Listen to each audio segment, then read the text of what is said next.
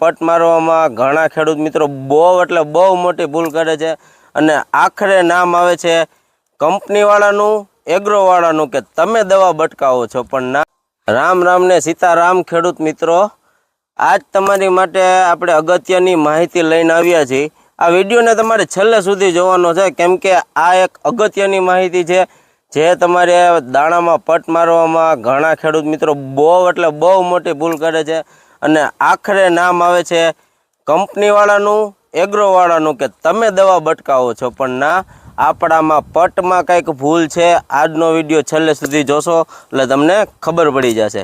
તો ખેડૂત મિત્રો, આ છે આજ કવર કોમ્બો જે આપણે 500 mlનું પેકિંગ છે. એના આપણે 12.5 મણથી 12.5 મણમાં આપણે આ 500 mlનો પટ મારવાનો હોય છે. હવે આનો ઉપયોગ કઈ રીતના કરવો એ તમને આજે હું વિગતવાર સમજાવવાનો છું, એટલે વિડીયો આપણે છેલ્લે સુધી જોશું. તો ખેડૂત મિત્રો, આમાં બે 500 mlની જો બોટલ આવે છે, તમને હું બતાવી દઉં. એક આવે છે આ કવચ અને એક આવે છે આ કુંડલ. આ બે બોટલ આવે છે. હવે આ બંને બોટલમાંથી તમારે 40 ml દવા લેવાની છે. 12 મણનું આપણે ઘોર કરવું હોય તો પહેલાં 40 ml આ દવા લેવાની 1 મણ માટે.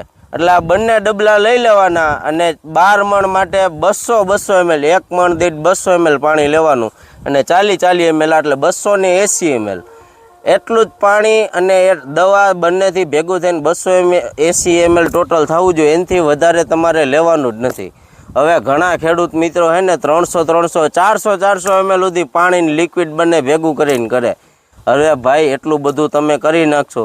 ઘણા ખેડૂત મિત્રો હાંજે પટ મારી દેતા હોય ને ઘણા સવારમાં પટ મારતા હોય. પણ એટલું બધું જો પાણી આપશો તો ઘણી વખત શું થશે કે ફોતરી ઉતરી જશે અથવા તો ક્યારેક વધારે પાણી થઈ જાય તો કોટો પણ નીકળવાના પ્રશ્ન રહે છે. એક દિવસ જો લેટ થઈ જાય તો એમાં પણ તમારો દાણો કોટો ફૂટવાની તૈયારી કરી દેશે ને પછી જમીનમાં ઉગશે નહીં.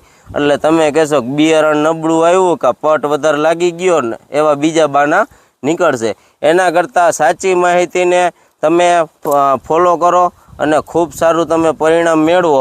એટલે 200 ml જ પાણી લેવાનું. કોઈ પણ દવા હોય ને 200 ml જ પાણી લેવાનું અને હંમેશા ડોઝ તમારે એક ડોલ લઈ લેવાની, એમાં 200 ml પાણી લઈ લેવાનું 12 વાર. કેટલી વાર? 12 વાર, કારણ કે 12 મણ દાણા બનાવવાના હે ને આપણે.